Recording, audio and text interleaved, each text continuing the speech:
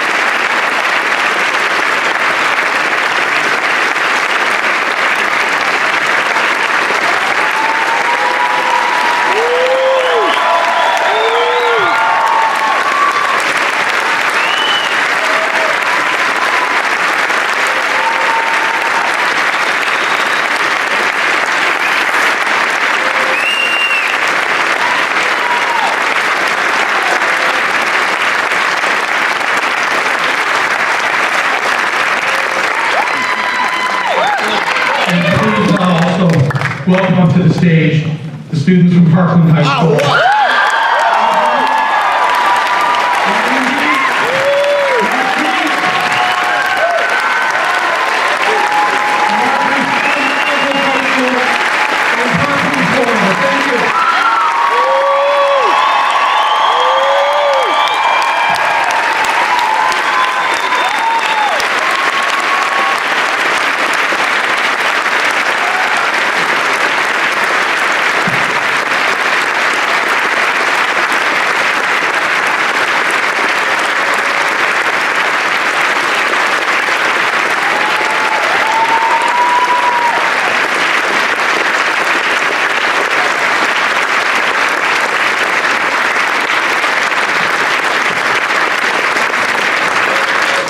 I know you have questions, it's a Q&A and all that, but I'd like to give the microphone to them to speak. And if we have time, we'll take a couple questions. But I'd like to start with David Hoff here to say a few words. Thank you.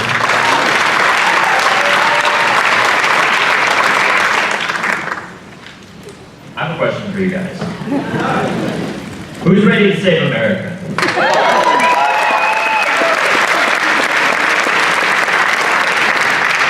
Who's ready to make America the country that we say it is on paper and make it the actual country that it wants to be?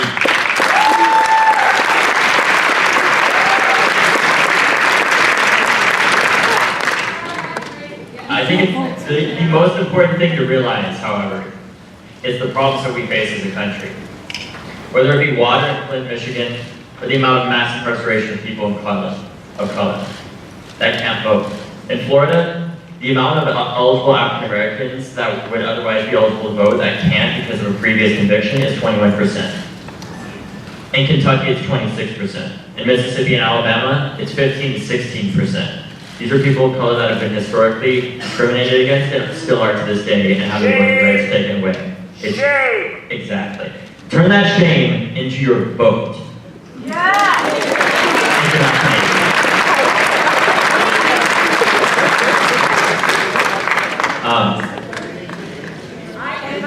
I think Canadians can donate to political campaigns in the United States.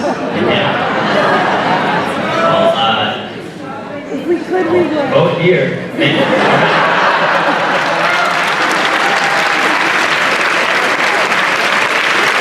Learn from us.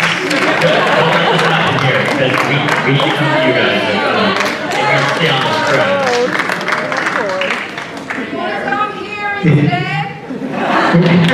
Well, we were all on our way here today doing various scenes from A Handmaid's Tale. Escaping to Canada. But you have to read the book or watch the show. Most Canadians, I hope, know. April, please say a few words. Well, first I want to thank you for shedding light on Flint and really making it an important part, and hopefully it can continue throughout and we can get the help that we need. I'm still a little emotional and overwhelmed with the video, so I think I'm gonna let my husband speak.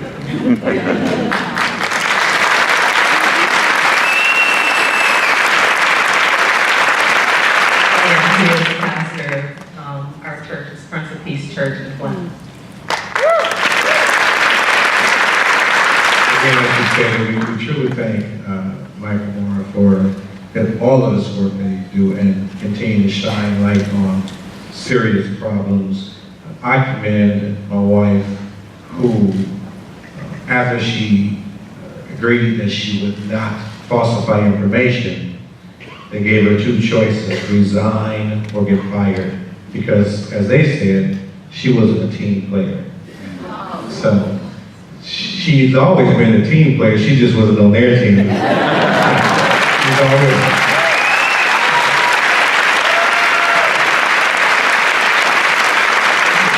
She's still with the residents of the city. And we continue to fight that fight.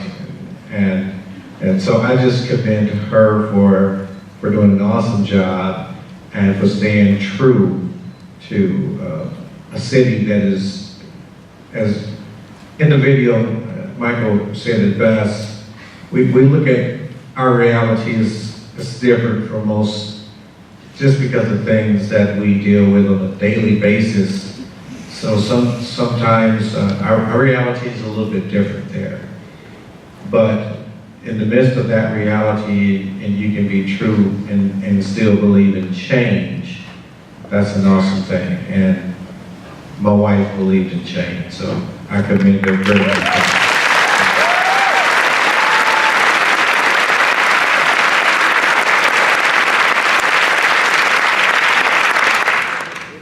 I'll be perfectly honest. Before walking into this movie, before seeing any of this, I was thinking about which donuts I was going to get tomorrow morning at Tim Hortons. I've not been to Canada in a while, and they are good donuts. But after seeing this movie, after seeing everything on the screen, and seeing the part that we have played in this narrative, a lot needs to change. A lot needs to happen, and a lot just needs to get better. And it won't unless we do something. Doesn't matter if you're American, doesn't matter if you're Canadian. You could be North Korean, and you could still want a better world for other people.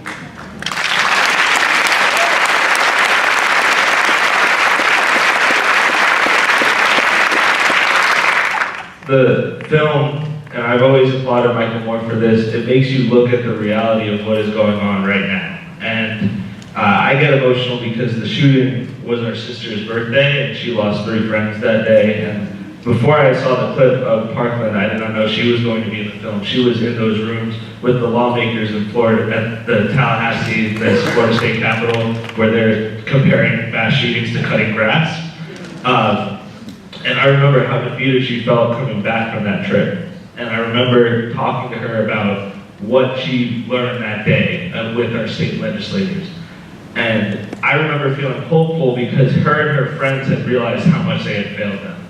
And they were able to communicate that failure in such an impeccable way, in such an intelligent way, that we were able to communicate that with the rest of the country. And this summer we went on a 63-day road trip around this country with kids from all over America. And that is what the film looked like, is meeting these people in these communities and talking about the issues that affect all of us, not just some of us. And so this film needs to be seen by more people, and this film needs to inspire people to actually vote on November 6th. Because with youth registration up double digits in every single state, I know change is going to come in.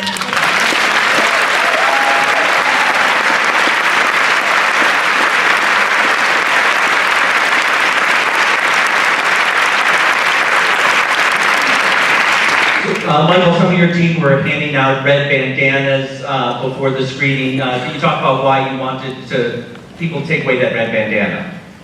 Well, when I first came here with Roger and me, we brought those lint rollers. After they stopped building cars in Flint, we started building lint rollers. We go, what can we bring here? Because we always want to bring gifts to the Canadians.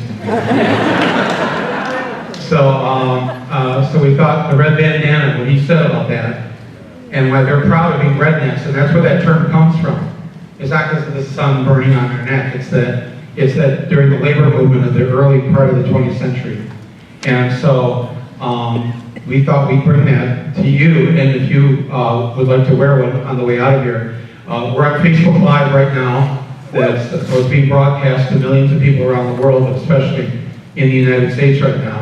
And if you will wear that on the way out, if you feel so inclined, just to put it around your neck, we'll get that on Facebook Live. We'll get a good look. I know it's like we're saying to David and to me and to others here, well, you know, what can we do?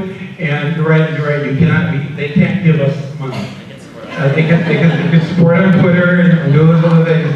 But, because I actually once tried to give money here to candidates, and I got in trouble with the conservative government. They wanted to arrest me. But they're gone now. Anyway, so that's what they're for. And that's our gift to you. And we're going to do this throughout the release of the film. It'll be all across North America. I mean, the amount of theaters, can I just say this? We announced this movie on June 28th on Stephen Colbert. Nobody knew we were making this. We kept it very quiet. And I went on there and announced the film and showed some clips. The following week, I was visited with people from the federal government showed up. And the IRS decided to audit me. And I had never been audited in my entire career. And within 1 week of announcing this film and what we were going to do with the film, they were sick on me, which I welcome this. So it. You're going to show your tax forms. I mean, not only show my tax forms. No, here's the beauty. The beauty of the American IRS is I've told whoever does my taxes, sends Roger and me, overpay. No, I take no deductions. I don't like to keep taxi cab receipts or any of that. I said, just pay everything. Pay everything, which means I've overpaid. Which means when you're audited, and they will discover that I have paid more taxes than I legally have to, they have to give me the money back with interest.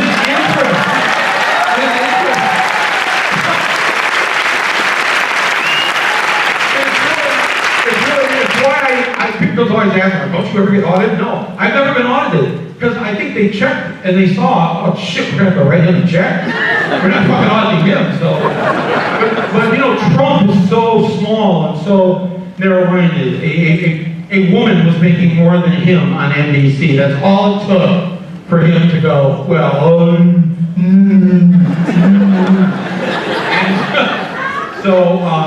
but no, yeah, no, we can't, they can't give us money. I got you.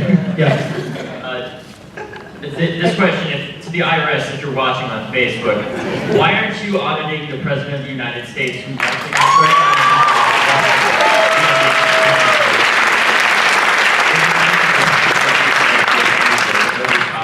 Also, we're still at war in Afghanistan.